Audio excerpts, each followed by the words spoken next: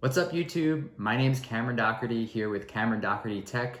This is our very first YouTube video on this channel. Super excited about it. The overall theme here is tech for everyone. And so in that vein, this is, we're really starting with the basics. We're shooting on an iPhone here.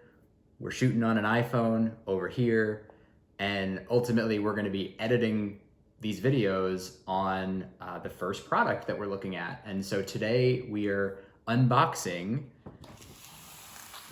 a MacBook and what I think is really gonna be kind of the MacBook for everybody in the coming years.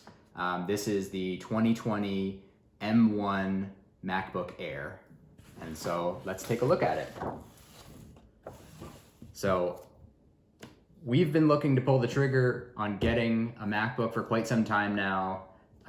We were really honestly held back by the butterfly keyboard and the mess that came along with that, as so many people are aware of. And so when they came out with the M1 line, did away with those keyboards, and then all of the amazing benefits that have come with the M1 chip, this was the time to grab this, and also coincided with the time to start this YouTube channel. So super excited about it. So let's get this opened up.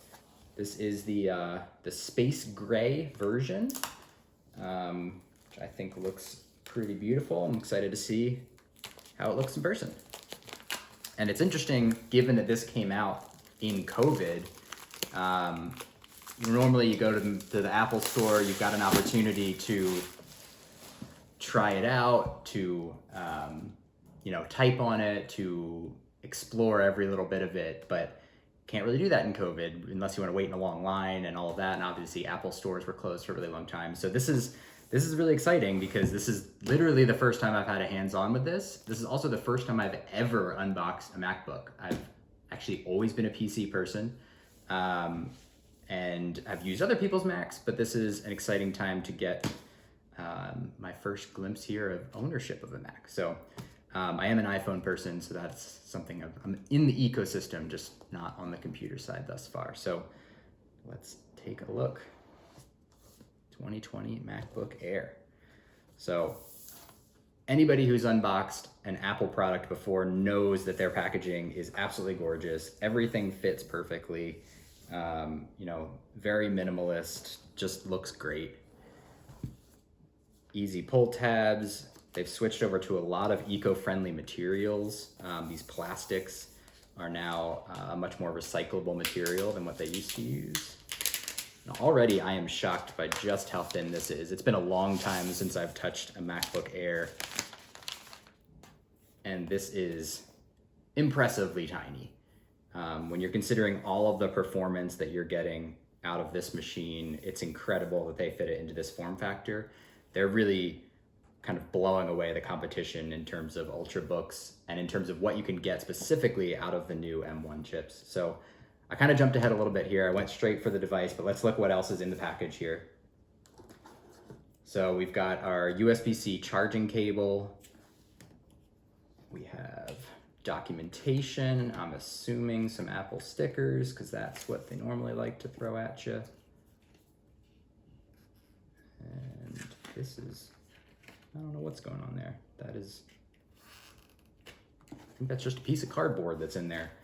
There's the stickers. We've got some space gray Apple stickers along with quick start guide and some legal paperwork.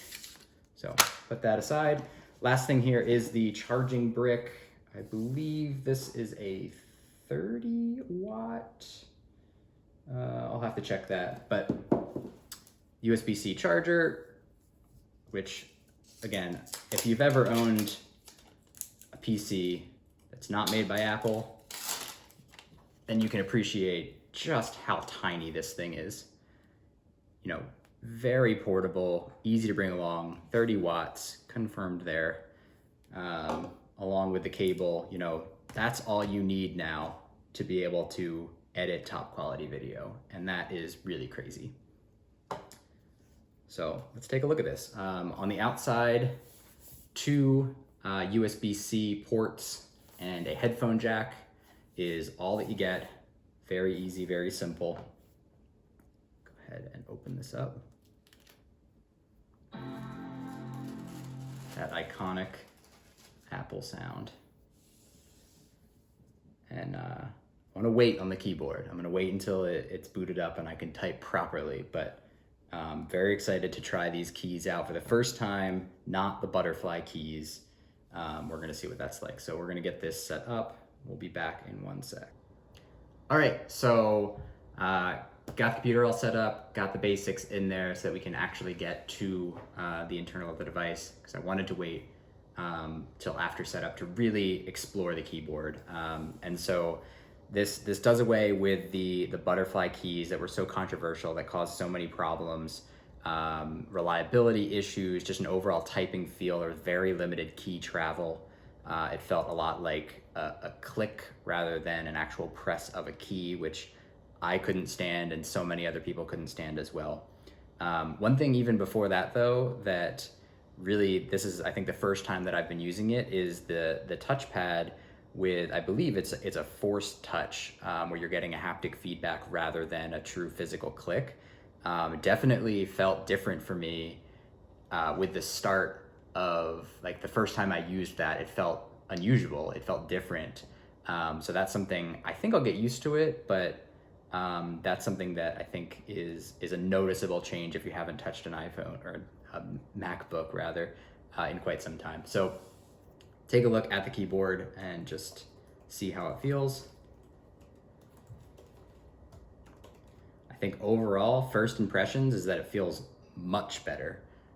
There is a significant improvement compared to how it used to be. The keys have a much better movement to them. There's more travel. It doesn't feel like that weird click where it just kind of compressed with a click. Now it's a proper key travel. So I think this is a great improvement. I'm really excited to try out more about the M1 chip.